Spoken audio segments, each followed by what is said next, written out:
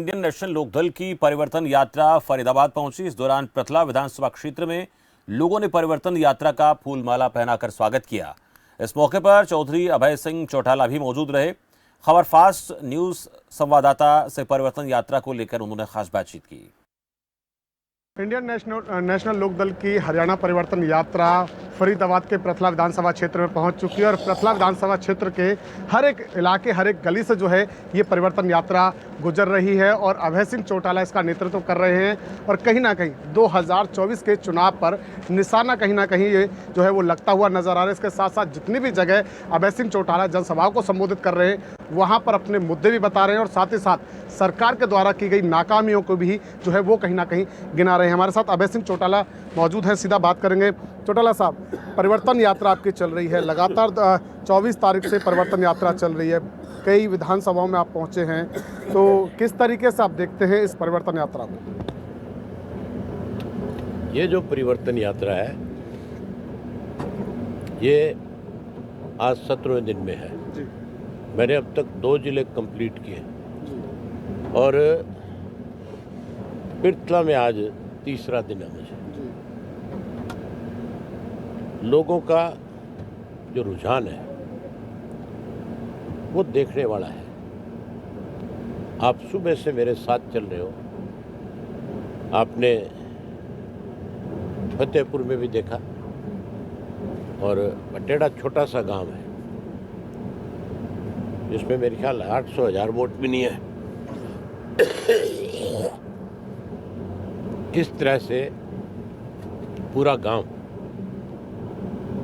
चाहे छोटे बच्चे हैं, चाहे महिलाएं हैं, चाहे नौजवान युवा है, बुजुर्ग है, वो सब बड़ी संख्या में आते हैं और खुद सब हम ये बात चल करके कहते हैं कि हम बहुत लंबे समय से इस चीज़ का इंतजार कर रहे थे कि कोई एक व्यक्ति ऐसा सामने आए जो इन लोगों से हमारा पीछा छुड़ा दे। भाजपा और जेजेपी की जो सरकार है, इस सरकार से हर आदमी दुखी है, परेशान है, हर व्यक्ति इसको बदलना चाहता है, लेकिन अभाव इस बात का रहा कि किसी ने जाकर के लोगों की नब्ज टंटोड़ी नहीं, लोगों से बात ही नहीं करी। और चौटाला साहब ने इस बात को महसूस किया कि अगर ऐसे लोगों के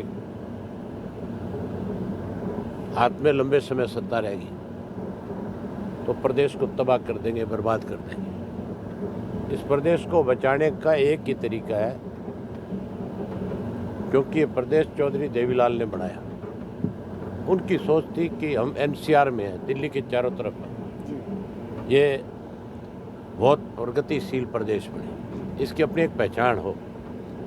लेकिन इन बीजेपी जेजेपी वालों ने इस प्रदेश की पहचान खत्म कर दी 8 वर्ष में। कैसे प्रदेश बचाया जाए, ये हमारी सबसे बड़ी जिम्मेवारी बनती थी।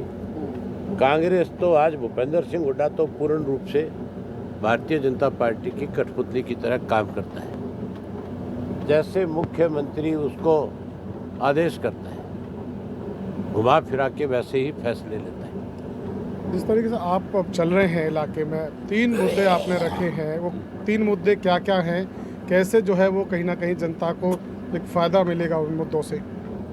जो मुद्दा है आज सबसे बड़ा,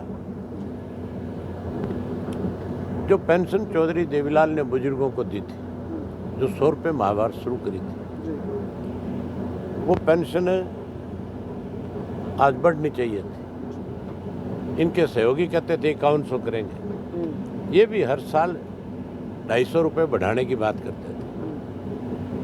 इन्होंने भी बढ़ाने की बात कही, लेकिन कोविड के बहाने से 2 साल की पेंशन खा गई। अब बढ़ाने से पहले इन्होंने इस परिवार पहचान पत्र के माध्यम से 5 लाख से ज़्यादा बुजुर्गों की पेंशन काट दी और मुख्यमंत्री ने विधानसभा में अभी ये बात कही कभी और ज़्यादा लोगों की कटेगी। मुख्यमंत्री ने इस परिवार पहचान पत्र के माध्यम से ये कह दिया कि जिसकी आय 1,80,000 से ज़्यादा होगी हम उसको पेंशन नहीं देंगे। अब कह रहा था विधानसभा में कि जिसने 4 लाख की फसल मंडी में बेच दी, अब कहते हैं 4 लाख से जिसकी आय ज़्यादा होगी मंडी में जो फसल बेच के आएगा उसको भी पेंशन नहीं देंगे। उसको ये पता नहीं है, इसलिए उसको इन बातों का ध्यान नहीं रहता कि मुख्यमंत्री जी के परिवार नहीं है। जिसके परिवार होगा उसको ये एहसास होगा कि घर में कितना खर्चा लगता है। अगर मान लो किसी के 2 बच्चे हैं स्कूल जाने वाले, साल के अंदर उन 2 बच्चों का खर्चा भी कम से कम 1.5 से 2 लाख हो जाता है। उनकी स्कूल की ड्रेस है सर्दी और गर्मी की, उनके जूते हैं, उनकी फीस है, उनकी किताबें हैं, उनकी ट्यूशन है। लगता है कि नहीं लगता? आजकल ट्यूशन का तो ये कहते हैं कि 1,000 रुपया रोज का। जो साइंस के स्टूडेंट है, जो कोई मेडिकल के स्टूडेंट है, उनको तो 1,000 रुपया पर डे देना पड़ता है। तो फिर मुख्यमंत्री कैसे आकलन करता है कि 4 लाख की फसल जो बेचेगा उसको नहीं देंगे?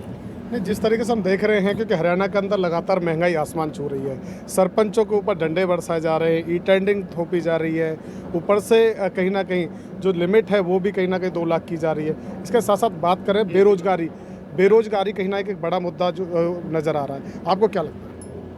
हरियाणा में बेरोजगारी जो है, जो एजेंसीज के आंकड़े हैं वो ये कहती है कि 37% जो है बेरोजगार लोग हैं। इतनी बड़ी संख्या में जब बेरोजगार होगा तो फिर 2 चीज़ों में बढ़ावा होगा, अपराध बढ़ेगा, नशे का कारोबार बढ़ेगा, और उससे एक चीज़ और बहुत बड़ी बढ़ेगी। जब तक बच्चे का कोई रोजगार नहीं होगा, जब तक कोई जॉब नहीं होगी, आज कोई व्यक्ति अपनी लड़की उस घर में नहीं देना पसंद करता जिस घर में रोजगार और नौकरी ना हो। ये भी एक दिक्कत आएगी। क्या लगता है आपकी परिवर्तन यात्रा 2024 के लिए क्या कुछ लेकर के आएगी? परिवर्तन लेकर के आएगी। 2024 में इंडियन नेशनल लोकदल पार्टी सत्ता में आएगी। जब इनके जांच होती है और कोई इनका अपना फंसता है तो फिर छोटे मोटे अधिकारी पे गाज गिरा के बचाव करते हैं, उसका बचाव करते हैं। हम ऐसे लोगों को पकड़ेंगे, उनसे वसूल करेंगे, लोगों का पैसा लोगों पे खर्च करेंगे। लोगों का विश्वास और भरोसा है हमारे ऊपर, लोग हमें एक बारी जरूर मौका देंगे। देखिए, बिल्कुल लोगों का भरोसा है और उसी भरोसे के साथ चौधरी देवीलाल की नीतियों को लेकर के कहीं ना कहीं जो है लगातार अभय सिंह चौटाला जो है वो परिवर्तन यात्रा के तहत पैदल चल करके लोगों से मिल रहे हैं और लोगों से बातचीत कर रहे हैं और लोगों से उनका दुख दर्द जो है वो जान रहे हैं। और ये जो परिवर्तन यात्रा है वो लगातार 25 सितंबर तक चलने वाली है, जो कि पूरे हरियाणा से होते हुए जो है वो कहीं ना कहीं गुजरेगी। हर एक हरियाणा नहीं बल्कि हर एक घर से कहीं ना कहीं होते हुए ये परिवर्तन यात्रा गुजरने वाली है, जिसका लक्ष्य 2024 में कहीं ना कहीं सरकार की तमाम नीतियों को हटा करके, तमाम जो झूठे वादों को हटा करके एक सच्ची पार्टी को जो है वो कहीं ना कहीं सत्ता में लाने का है। फरीदाबाद से खबर फास्ट न्यूज़ के लिए मुकेश राजपूत।